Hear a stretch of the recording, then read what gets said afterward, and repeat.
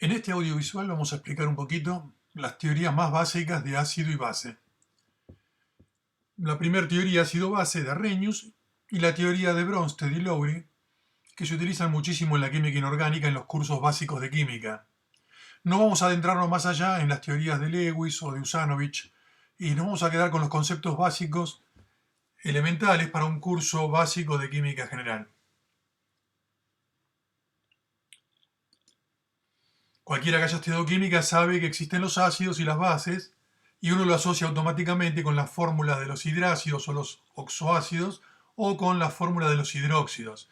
Pero hay otras sustancias que se comportan como ácidos o bases y la definición es un poco más amplia. El primero en tener en cuenta que las sustancias solubles en agua se ionizan formando iones o se disocian fue Arrhenius con su teoría de los electrolitos en el año 1884. Y él vio, en este aspecto, que lo que llamamos ácido habitualmente son especies químicas que en solución acuosa se ionizan generando hidrones. Hidrones es lo que se llamó siempre protones. La IUPAC hoy lo llama hidrones, son los hidrógenos positivos, iones hidrógenos. ¿Sí? Eso es característica típica de todos los ácidos y las bases son las que ceden los iones hidróxidos, ¿sí? Lo que siempre se llamó oxidrilos o hidroxilos. Si miramos las fórmulas, por ejemplo, ácido clorhídrico, sulfúrico o el hidrógeno carbonato, son ácidos porque todos contienen hidrógenos ionizables. Pero no siempre es así. Por ejemplo, el metano tiene hidrógenos y no son ionizables. Uno podría preguntarse por qué. La unión de hidrógeno con cloro presenta una cierta polaridad debido a la diferencia de electronegatividad entre el cloro y el hidrógeno, que favorece que esté positivo el hidrógeno, negativo el cloro y en agua se separen, ionizándose. En cambio, las uniones de carbono con hidrógeno son muy covalentes, prácticamente no tienen polarización y por lo tanto no hay ninguna tendencia a ionizarse. El metano es un gas, es un compuesto covalente que en agua no apenas si se disuelve, muy poco, y no va a producir ningún efecto ácido. Bueno, hay estructuras como por ejemplo un elemento unido al oxígeno y al hidrógeno. Y uno se pregunta, ¿es ácido o es base?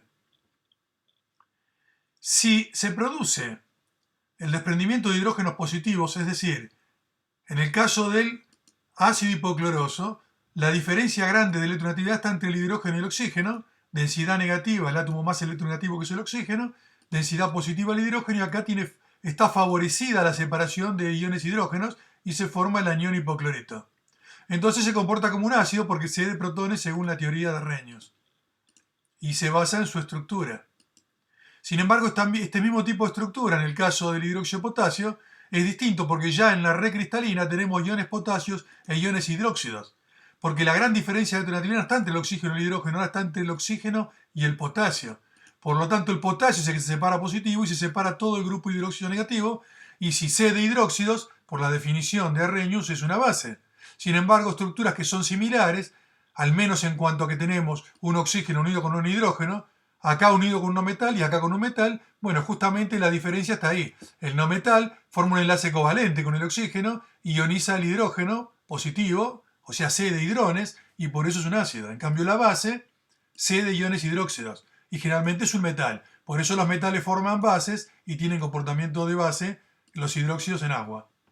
Bueno, ejemplos de ácidos para Arrhenius, si tomamos cualquier ácido en agua, están ionizados, por ejemplo el nítrico, es un ácido fuerte, está completamente ionizado en protones y nitratos, catión y anión. El perclórico lo mismo, protones y perclorato. El ácido nitroso, protones y nitrito. Y la doble flecha indica que es un ácido débil, que una parte, si esto no es una molécula, sino pensemos que es un mol, que son muchísimas moléculas, algunas se separan y otras quedan sin ionizar. En los electrolitos débiles es más lo que queda sin ionizar en general que lo que queda ionizado. El ácido sulfúrico es interesante, el primer protón que ceda va a ser fuerte, o sea, lo cede de manera completa, generando el hidrógeno sulfato, y es un ácido. Además, el hidrógeno sulfato también es un ácido, porque puede ceder otro hidrón y formar el sulfato. Las bases, vemos como el hidróxido de sodio de litio, dan el catión, el metal, y dan iones hidróxidos. El hidróxido de bario lo hace en dos etapas, primero en forma total, larga un primer hidróxido, y el hidroxocatión larga el bario más 2 y un segundo hidróxido. Ya este proceso es débil.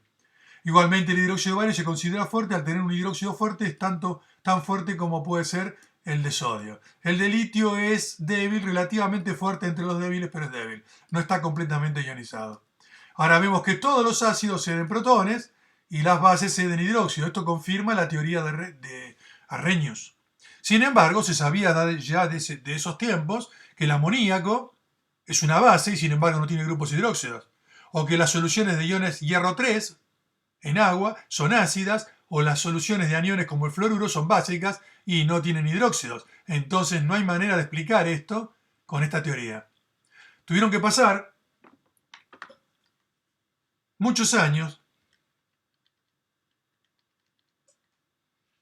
prácticamente 40 años, para que se pudiera explicar correctamente esto, y lo hicieron en forma independiente Bronsted y Lowry en el año 1923.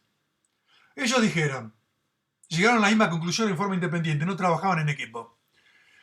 Y no hubo ninguna disputa, por eso la teoría lleva el nombre de ambos. Ácido es toda especie que puede ceder protones. En eso es la misma definición que hacía Arrhenius. Y base es toda especie que puede aceptar protones, o sea, lo referían todo al protón. Y el solvente aquí, además, no es el lugar donde están los electrolitos disueltos y se separan y navegan, como la palabra ion lo dice, la palabra ion significa navegante, sino que el solvente interviene en la reacción aceptando o cediendo hidrones. O sea, desempeña un relevante papel. Se comporta como ácido como base el solvente. Entonces, el ácido clorhídrico para Arrhenius simplemente en agua estaba disociado, mejor dicho, ionizado. Porque no tiene iones acá, ¿sí? Inicialmente, sino que es una unión covalente, aunque esté polarizada. Lo que hace es formar iones, y formar iones es ionizar. Aunque en la jerga se suele llamar todo disociar, pero en realidad disociación es para electrolitos que ya están como iones en el estado inicial, o sea que son uniones iónicas. Cuando son uniones covalentes, como en este ácido, lo que se hace es ionizar en hidrones y cloruros. Sin embargo, la nueva teoría dice que no, esto ocurre en agua.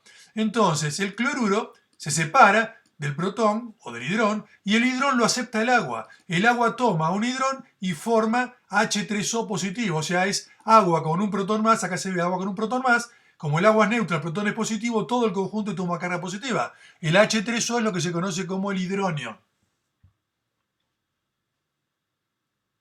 En realidad, la alta densidad de carga que tiene el protón atrae fuertemente al agua y forma el hidronio, pero no solamente eso, sino que el hidronio se rodea de moléculas de agua hidratándose. ¿Sí? Y un ion muy común es el hidrógeno 9, oxígeno 4 positivo, que sería el hidronio unido con 3 de agua positivo. ¿Sí? Es como tener un protón con 4 de aguas. Entonces, si lo miramos como un hidronio acá en el centro, ¿sí? El agua con un protón más, al tomar el par de electrones del oxígeno y compartirlo, el protón, le roba de alguna manera momentáneamente electrones al oxígeno y le confiere una carga positiva que cae en el centro de gravedad de todo este ion que es el hidronio. Y alrededor de cada protón positivo se acerca una molécula de agua, acá lo vemos, 2, 3 moléculas de agua, generando este ion hidratado. Por eso es que en la actualidad, para explicar algunas reacciones en esta teoría se pone el ion hidronio, pero cuando se va a trabajar con equilibrios ácido-base, generalmente se suele escribir la forma de Arrhenius, sobreentendiendo que el protón no está aislado, sino que está unido al agua y rodeado de agua en una esfera de hidratación. La diferencia fundamental en esta teoría y la anterior no es tanto en cuanto a que cede o toma protones, el ácido cede protones, la base los toma, sino que el agua, el solvente, si no es agua, el solvente que fuera, participa de la reacción. En este caso, el agua toma protones, por lo tanto, el ácido clorhídrico cede protones, es un ácido, y el agua al tomar protones es una base. El ácido clorhídrico al perder el protón genera el cloruro. El cloruro es la base conjugada del clorhídrico, porque el cloruro podría retomar el protón y volver a formar el clorhídrico. Y la base agua forma el ácido hidronio que podría perder este protón y regenerar la base agua. O sea que entre Los pares conjugados hay simplemente una transferencia de un protón. El clorhídrico es un ácido, pierde el protón y se transforma en su base conjugada. La base conjugada gana un protón y genera el ácido conjugado. Lo mismo pasa con el agua y el hidronio. El hidronio es el ácido conjugado, pierde un protón y genera la base conjugada agua. La base conjugada agua toma un protón y forma el hidronio. Parece un juego de palabras, un trabalenguas, pero hay que pensarlo muy bien y tener claro eso.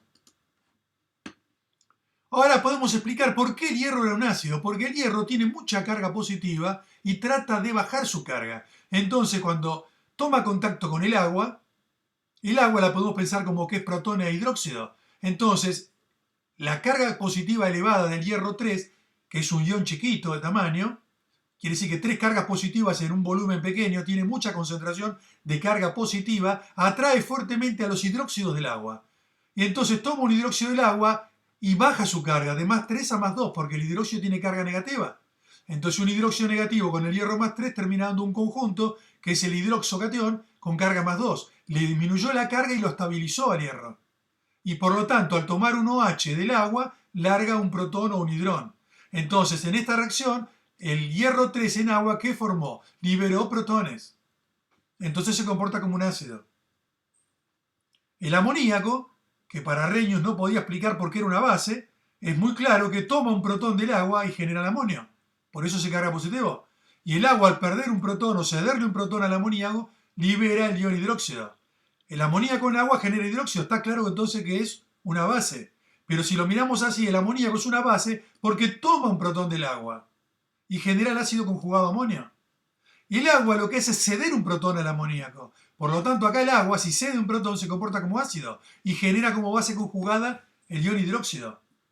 Es interesante que ya vemos que el agua acá se comporta como ácido, ¿sí? El agua se comporta como ácido y en la reacción que vimos antes, el agua acá se comporta como base. O sea que el agua puede ser ácido o base. Las sustancias que se pueden comportar como ácido o como base se llaman anfipróticas o anfolitos ácido-base. El agua es una sustancia anfiprótica. Se comporta como base acá y tiene como ácido conjugado el hidronio. El agua se comporta acá como un ácido y tiene como conjugado la base hidróxido.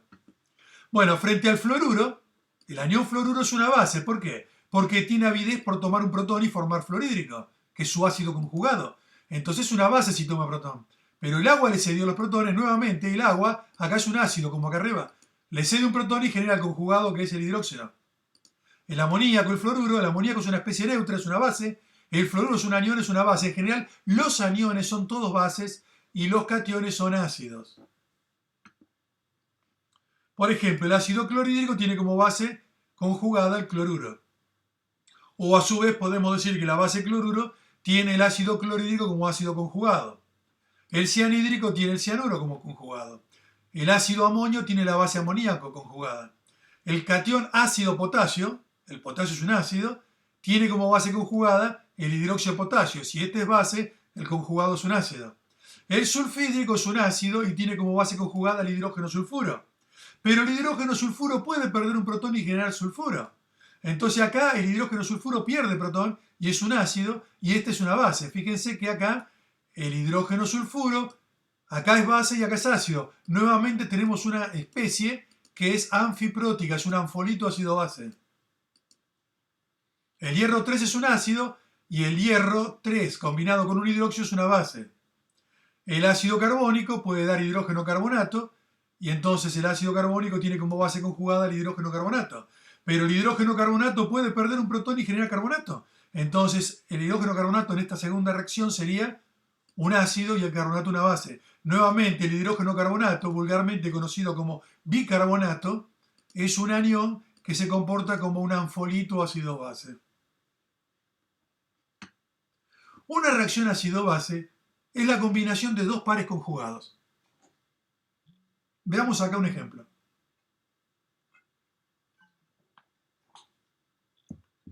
El amonio es un ácido y lo escribimos en forma simple porque puede generar amoníaco y desprenderse de un protón.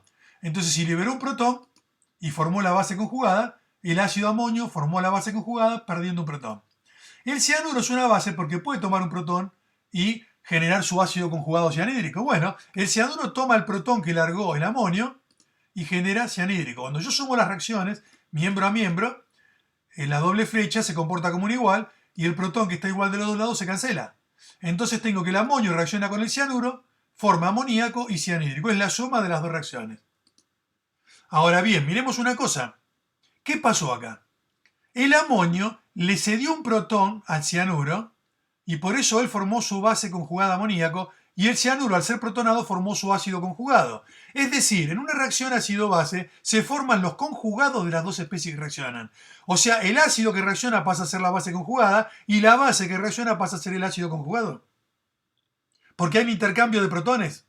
El ácido le cede protones a la base. Genéricamente, un ácido cualquiera, HA, con una base cualquiera, le cede un protón y forma la base conjugada 1, del ácido 1, ¿sí? Y la base 2 genera su ácido conjugado 2. Simplemente hay una transferencia del protón que inicialmente está con A y finalmente está unido con B.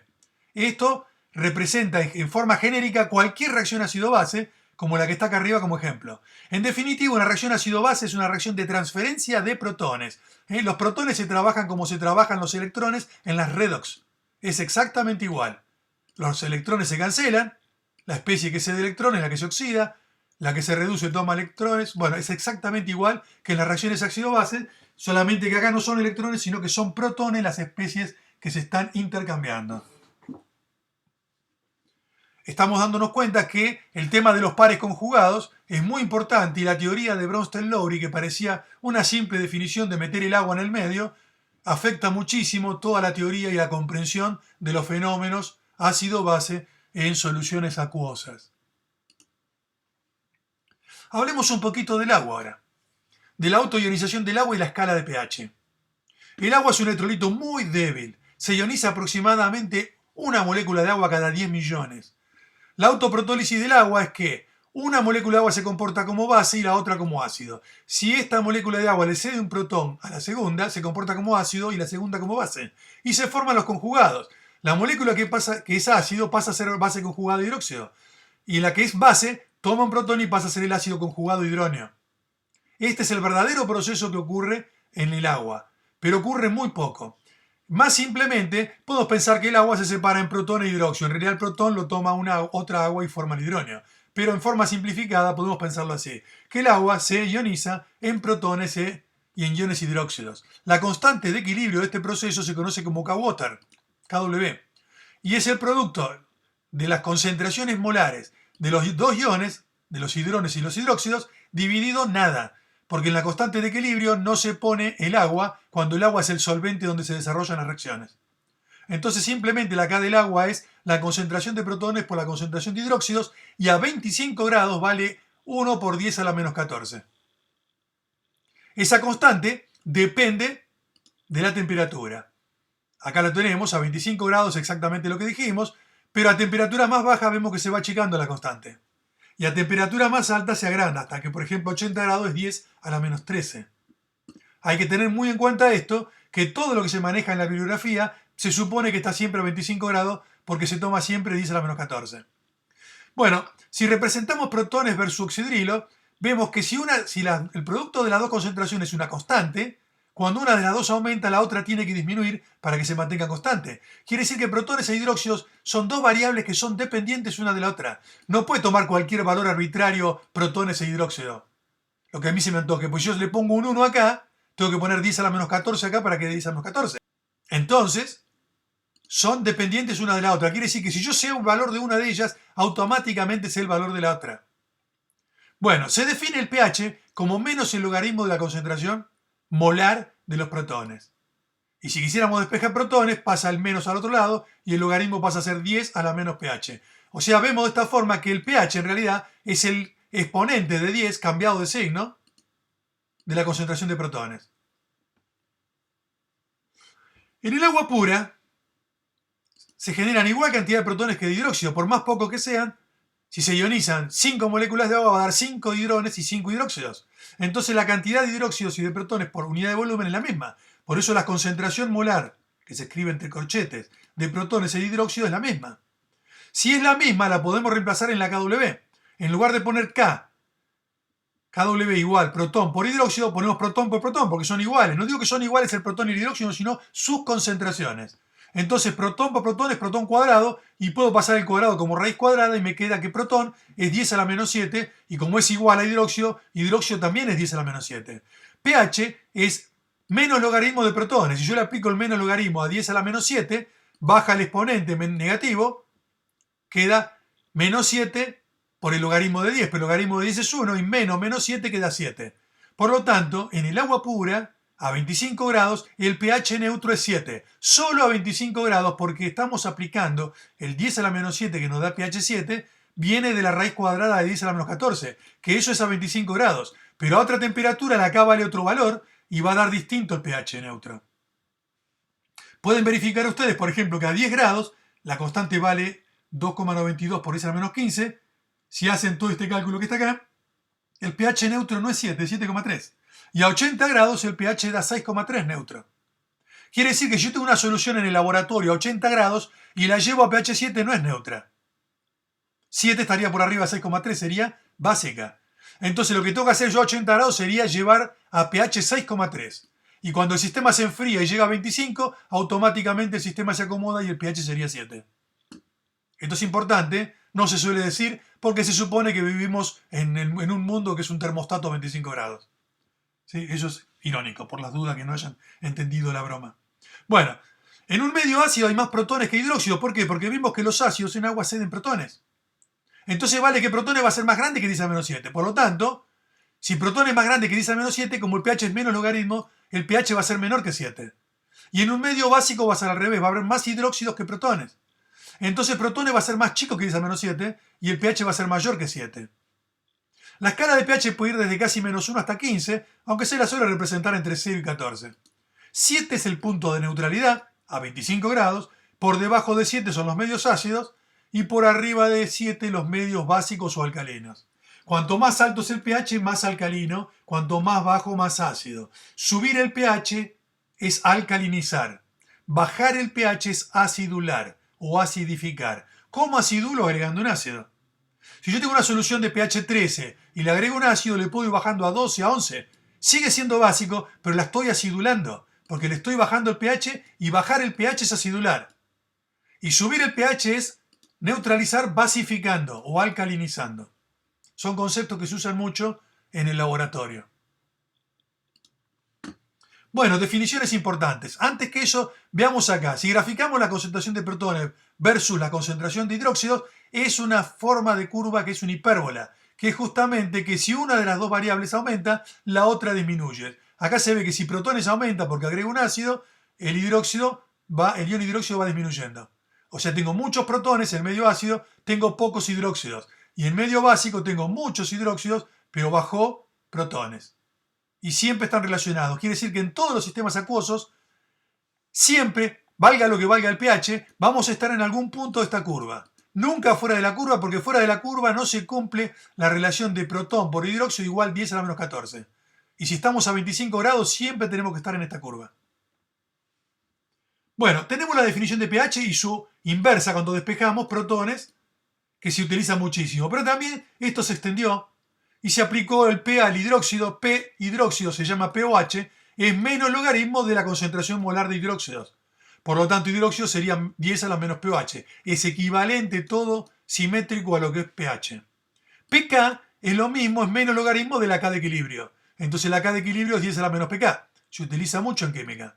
PS sería menos logaritmo de la solubilidad. Solubilidad expresada en molar. Todas las concentraciones son molares. Entonces la solubilidad sería 10 a la menos PS.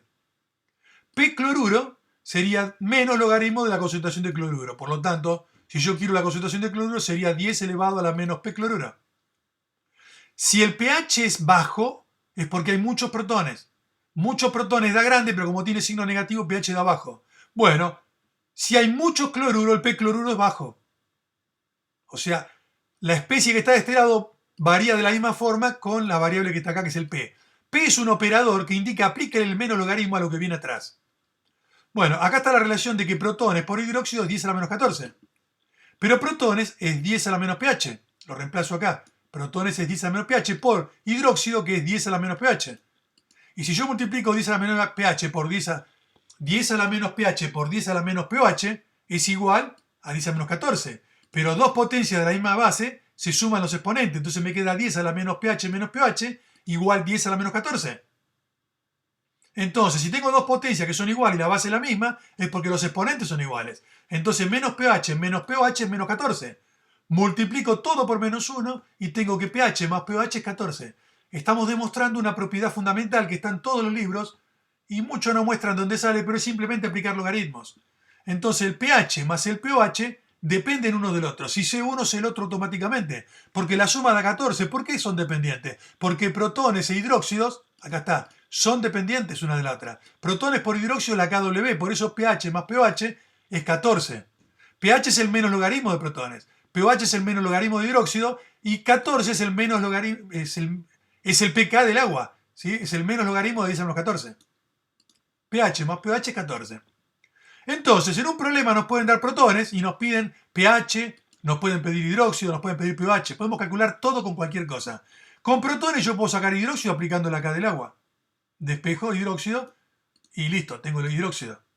Ahora, una vez que tengo hidróxido, puedo aplicar la definición. ¿Sí? El menos logaritmo de la concentración de hidróxido me da el pOH, y ahí tengo el pOH.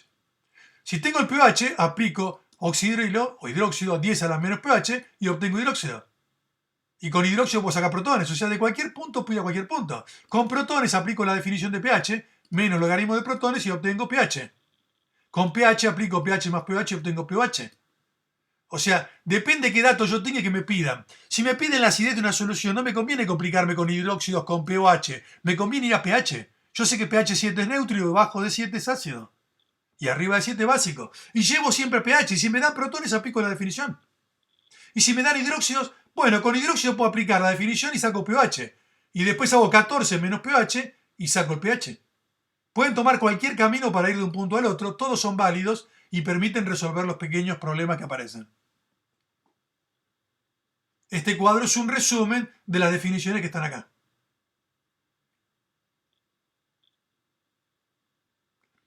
Si alguien nos dice pH 7 es neutro, ¿qué deberíamos responder? Solamente es neutro si la temperatura es 25 grados en agua. Eso es importante, ¿eh? No perder de vista eso. Vamos a hablar de la fuerza relativa de los ácidos y las bases. Primero vamos a establecer quiénes son los ácidos fuertes, que son unos pocos. Son el ácido iodídrico, bromídrico, clorhídrico, el perclórico, el clórico, el ácido nítrico, el tiociánico, el sulfúrico y el selénico en el primer protón, y el disulfúrico son los principales ácidos fuertes. Se consideran 100% ionizados. El operador P se definió como menos logaritmo, así que si le aplicamos a la constante ácida, de equilibrio, de disociación o ionización de un ácido, el pK es menos logaritmo de la constante.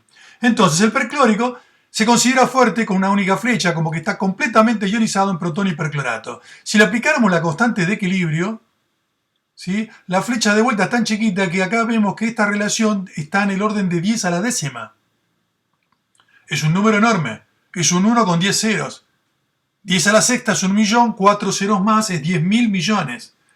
Entonces, está prácticamente todo el equilibrio desplazado hacia los productos. 10 a la décima, la constante muy grande, indica que el ácido es fuerte. El pK, como es el menos logaritmo de una constante muy grande, el logaritmo da grande, pero tiene un signo menos adelante, da muy chiquito. Los pK de los ácidos fuertes son negativos. El perclórico tiene un pK de menos 10. El ácido clorhídrico también es un ácido fuerte. La constante anda en el orden de 10 a la séptima. Por eso le ponemos flecha única, como que está completamente, y ni consideramos esta constante de equilibrio, pero acá les quiero mostrar que el pK es negativo, es menos 7. Y el sulfúrico, su primer protón también es fuerte y tiene una constante que anda en 10 a la 2, o sea en 100.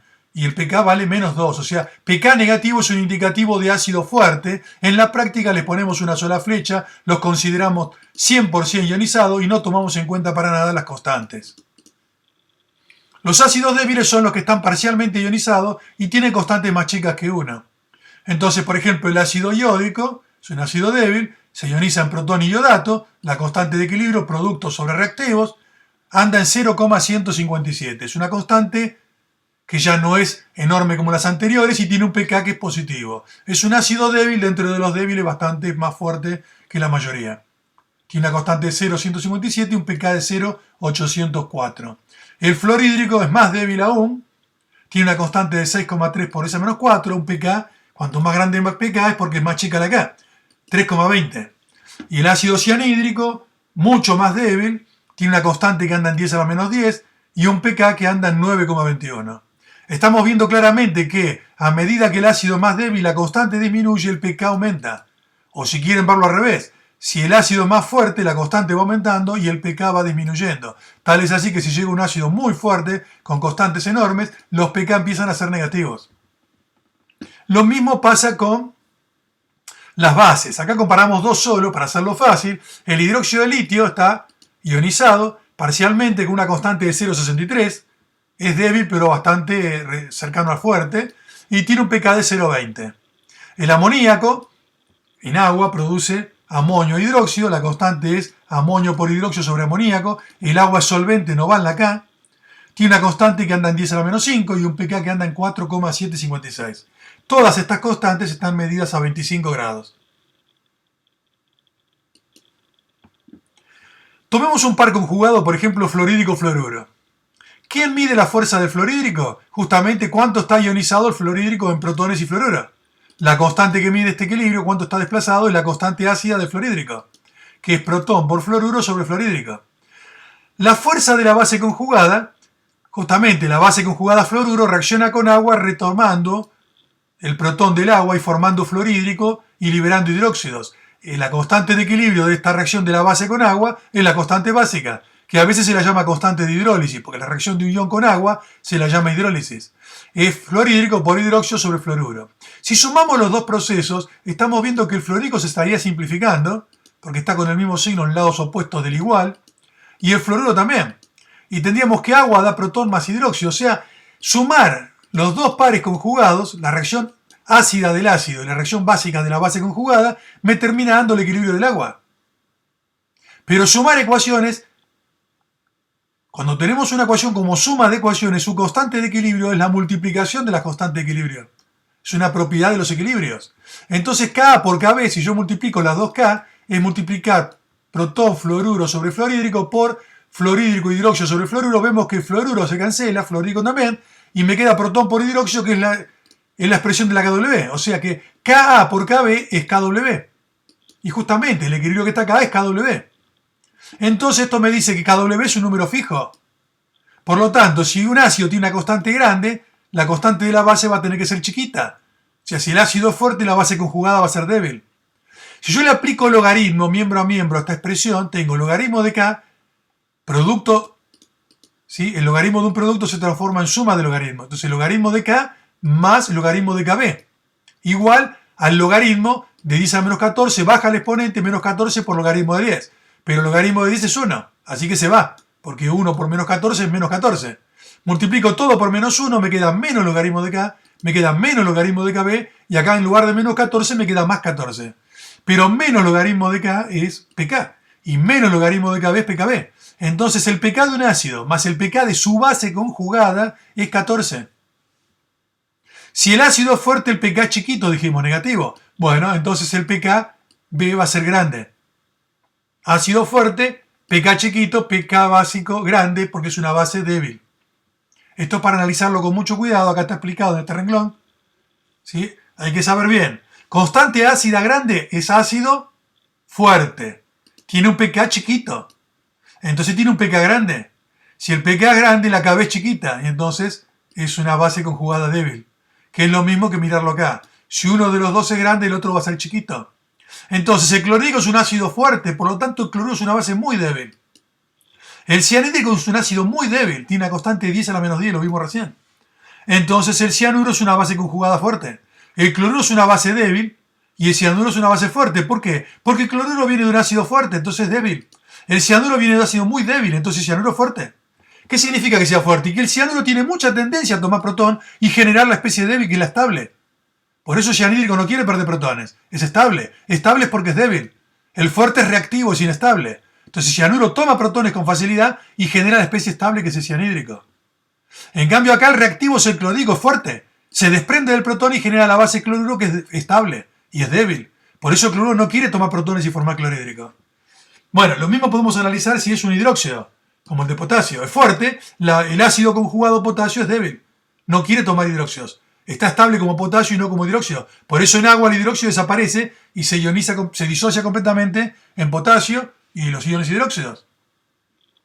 La anilina, que es un compuesto orgánico, un anillo bencénico unido a un grupo amino, es una base muy débil. Por lo tanto, el conjugado, que es la amina protonada, tiene un hidrógeno más, como si fuera el hidroño, con una carga positiva, es fuerte. En general, una base en agua se comporta como base porque toma un protón, se protona, toma carga positiva, y el agua, al perder un protón, se transforma en hidróxido. Esta es una reacción genérica de cualquier base. Por ejemplo, si la base es amoníaco, toma un protón del agua y forma amonio. Ahí está, es la base con un protón más. El amoníaco con un protón más es el amonio. Y el agua queda como hidróxido. Si es la anilina que vimos recién acá, le transfiere un protón, se forma el anilinio, que es NH3, y toma carga positiva, y larga el hidróxido. O sea, siempre la base se protona, tiene un protón más. Si es NH3 es NH4, si acá es NH2, acá es NH3. Lo que se protona es el nitrógeno de la amina.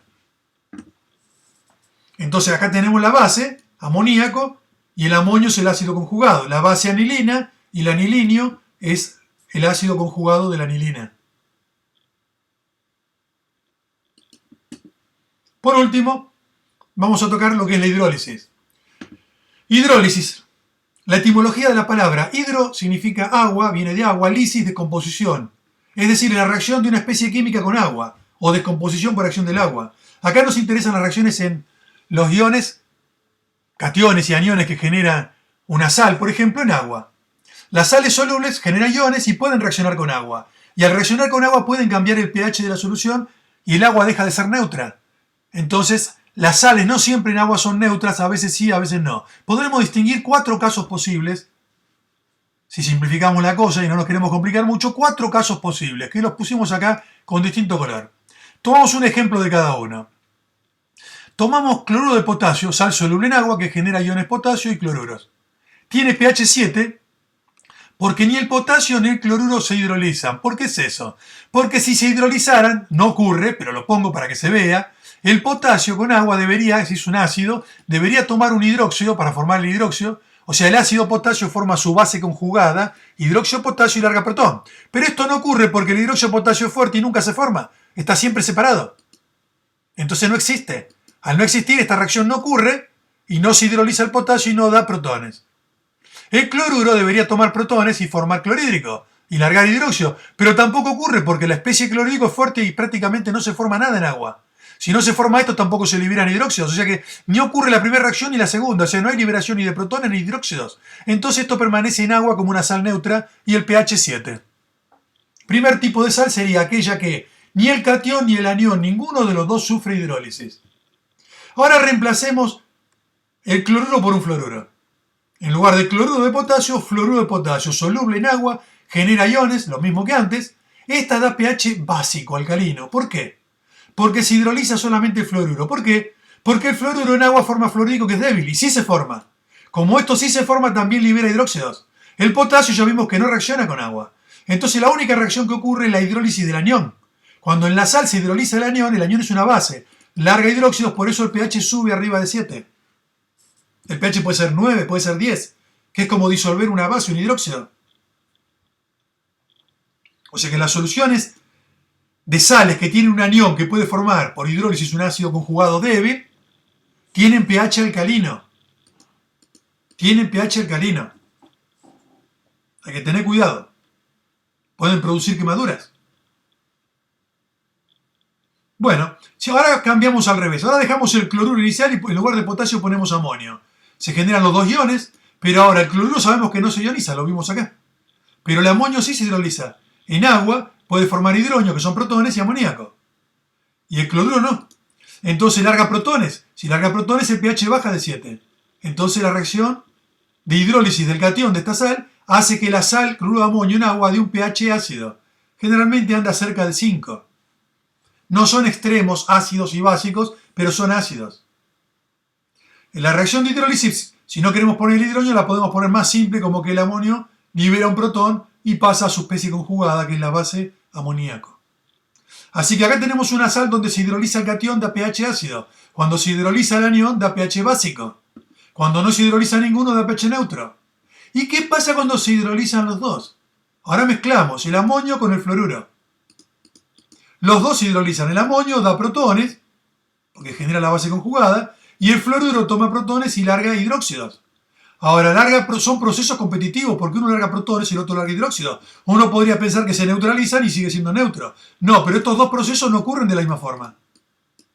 Entonces hay que ver cuál de los dos procesos, si el equilibrio 1 o el 2, ocurre más. El que ocurre más gana. Entonces va a generar un pH ácido o básico según qué proceso ocurra más. Y el proceso que ocurre más es el que tiene la constante de equilibrio más grande.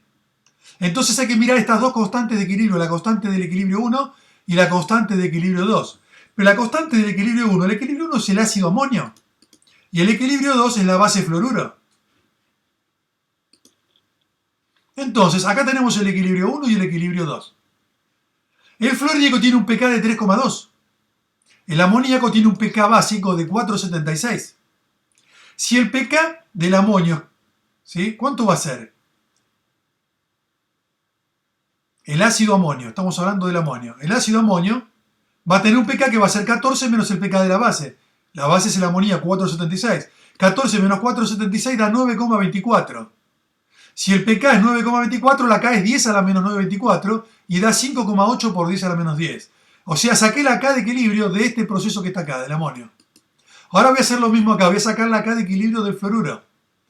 El pKb del fluoruro es 14 menos el pK del ácido fluorhídrico. Así 14 menos 3,2, 3,2 es el pK del ácido fluorhídrico, da 10,8. Por lo tanto, si el pK de la base fluoruro es 10,8, la K base es 10 a la menos pK. Es 10 a la menos 10,8 y eso da 1,6 por 10 a la menos 11.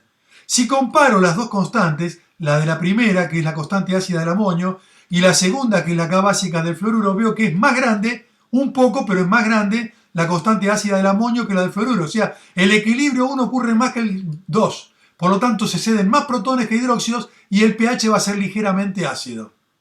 Este análisis habría que hacerlo siempre, aunque sea para poder responder cualitativamente si la solución va a ser ácida o va a ser básica. Todo esto que estuvimos viendo en forma teórica para comprender los equilibrios ácido-base se puede llevar al cálculo y en un segundo video prometo hacer cálculos sencillos de ácidos y bases y de hidrólisis, cálculos de pH para tener idea cómo se pueden encarar estos problemas. Los problemas se pueden complicar mucho en algunas situaciones y hay que abordarlos de otra manera, con una mecánica más profunda que es la mecánica de los balances de masa, balance de carga, condición protónica, y eso ya corresponde a un curso de equilibrio iónico o de química analítica. Esos videos ya están también subidos a la plataforma y se pueden ver.